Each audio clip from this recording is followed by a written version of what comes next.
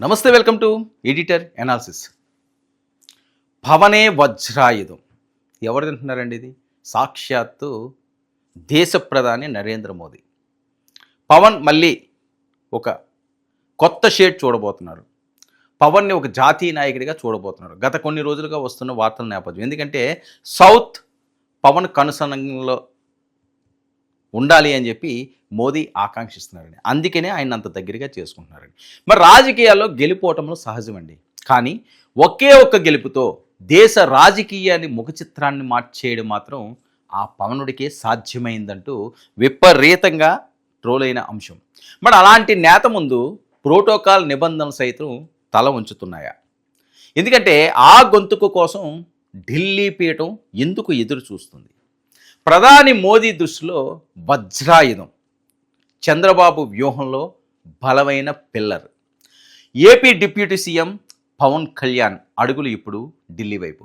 అక్కడ నుంచి దక్షిణాది దిశగా జెట్ స్పీడ్తో కదులుతున్నాయి.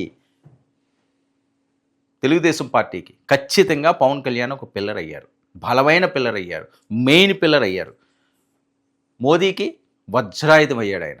ఆయన ఎక్కడ కావస్తే అక్కడ వాడుకోవచ్చు వజ్రాయుధాన్ని. దాన్ని ఎవడో కూడా ఛేదించలేడు. దాని దరిదాపులకు కూడా ఎవడో రాలేరు. అంత పవర్ఫుల్ ఆయుధంగా పవన్ కళ్యాణ్ని మోదీ మలుస్తున్నారు అని.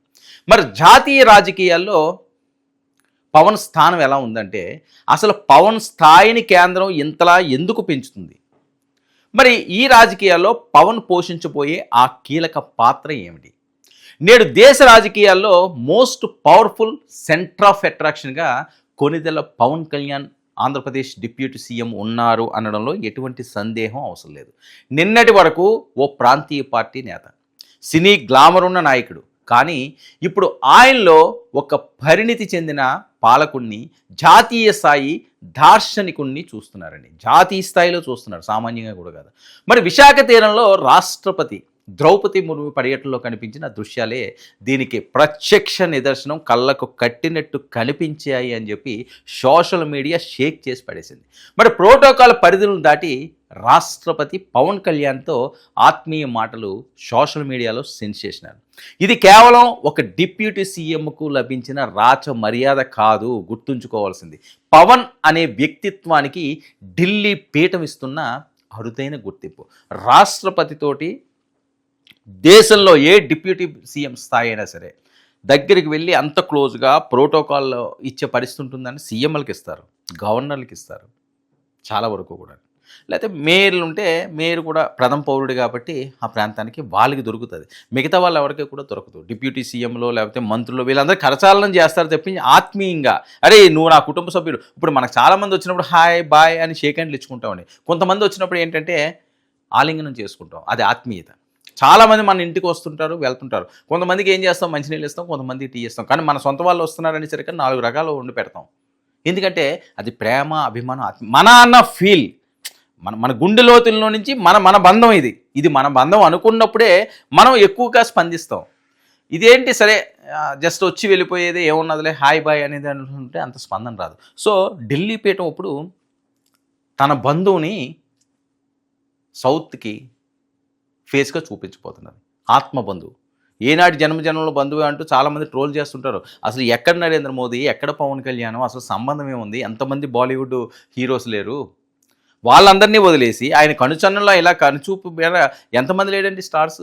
మోదీ గారు తలుచుకుంటే ఎక్కడో ఆంధ్రప్రదేశ్లోని ఉన్న పవన్ కళ్యాణ్ ఎందుకు కావాల్సి వచ్చింది అంటే ఆయనకి కనెక్ట్ అయిపోయాడు. ఎందుకంటే ఆయన చూస్తే తెలిసిపోతుంది, కొంతమంది చరిష్మాలు తెలిసిపోతుంటాయి. ఒక్కొక్కరు మనం చూసేసరికల్లా చాలా గౌరవంగా మాట్లాడాలనిపిస్తుంది, ఒక్కొక్కరిని చూసేసరికల్లా ముఖం ఇలా తిప్పుకోవాలనిపిస్తుంది, ఒక్కొక్కరిని చూసేసరికల్లా తిట్టుకోవాలనిపిస్తుంది, ఇంకొకరిని చూస్తుంటే చిరాకు అనిపిస్తుంటుంది, ఏంట్రా బాబు ఉదయాన్నే ఇల్లు అన్నట్టుగా.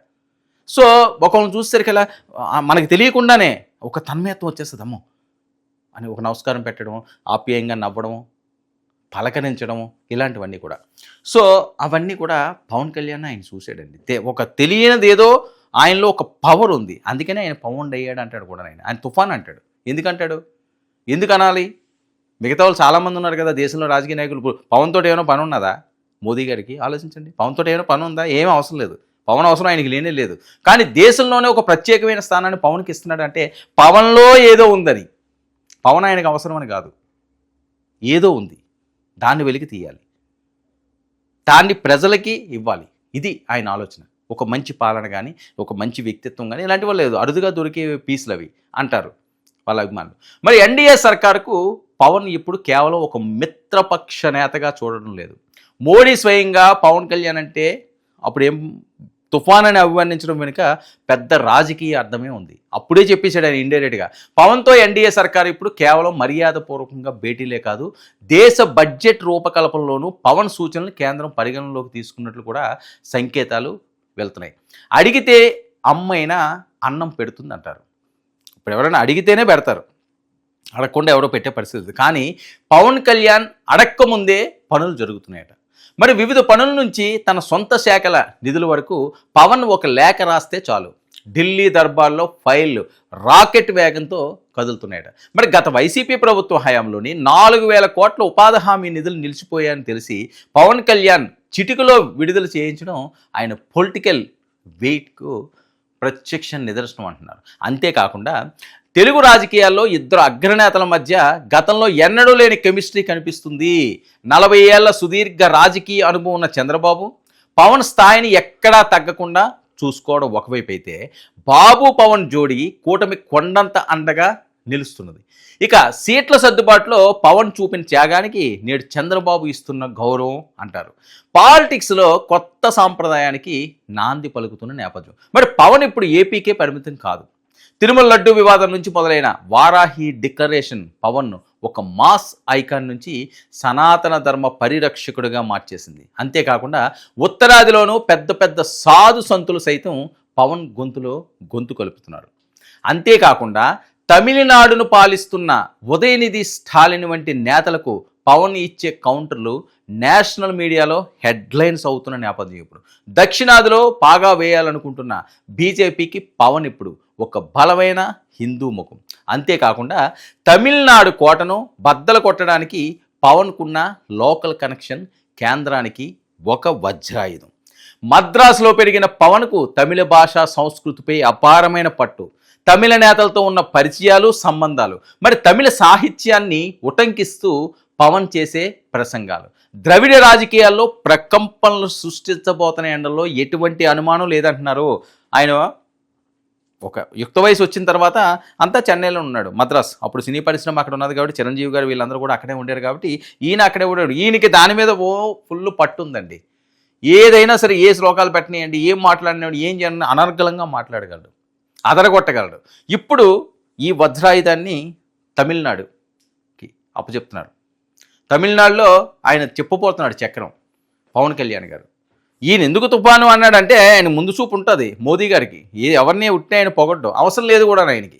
మరి రాబోయే రోజుల్లో బీజేపీ జాతీయ స్టార్ క్యాంపెయినర్గా పవన్ దక్షిణాది రాష్ట్రాలను చుట్టేయబోతున్నారనడంలో ఎటువంటి అనుమానం లేదంటున్నది. ఇక గతంలో పవన్ అంటే ఆవేశం, నేడు పవన్ అంటే ఆలోచన. 1326 గ్రామ పంచాయతీల్లో ఒకే రోజు గ్రామ సభలు నిర్వహించి వరల్డ్ రికార్డు సృష్టించడం పవన్ కార్యదక్షతకు ఒక నిదర్శనం అంటారు. ప్రశ్నించేత గొంతుగ్గా మొదలై పరిష్కరించే పాలకుడిగా మారిన పవన్ కళ్యాణ్ ప్రస్థానం ఇప్పుడు రాబోయే రోజుల్లో భారత రాజకీయాల్లో కింగ్ మేకర్ స్థాయికి చేరుతుందా అని ఒకరు అంటున్నారు, ఖచ్చితంగా చేరుతుంది అంటున్నారు. మరి పవన్ బీజేపీ చేతిలో వజ్రాయుధంలా మారి జాతీయ స్థాయిలో కత్తి దోస్తారా? ఈ ప్రశ్నలకు సమాధానం కావాలంటే మరికొద్ది రోజులు వేచి ఉండాలి, వేచి చూడాలి కూడా. అసలైన కథ ఎప్పుడు మొదలవబోతున్నదని తమిళనాడుకి పవన్ని పంపిస్తున్నారు. సౌత్ అంతా కూడా పవన్ చక్రం తిప్పబోతున్నాడు. సో ఢిల్లీ పీఠల్లో బలమైన శక్తిగా పవన్ ఎదగబోతున్నాడు. అది పవన్ దమ్ అంటే, అది పవన్ పవర్ అంటే. మోదీ పవన్లో చూసింది ఆ ధైర్యం, ఆ దమ్మే, ఆ భక్తి. అది ఇప్పుడు వజ్రాయుధంలా దేశాన్ని దుష్టుల నుంచి కాపాడుతుంది. పవన్ కళ్యాణ్ అన్నది ఒక పవర్ ఏంటన్నది చూపించబోతుంది. సామాన్య మధ్యతరగతి కుటుంబీకులకు రానున్న రోజుల్లో ఒక ఆశాదీపంగా, ఒక జాతీయ స్థాయి నాయకుడిగా పవన్ మరింత బలంగా ముందుకు సాగుతారన్నది వాళ్ళ అభిమానులు మాట్లాడుతున్న మాటలు. సోషల్ మీడియాలో కూడా పెద్ద ఎత్తున వైరల్ అవుతున్న అంశాలు. పవనే మా వజ్రాయుధం, మోదీ ఫిక్స్ అయిపోయారు.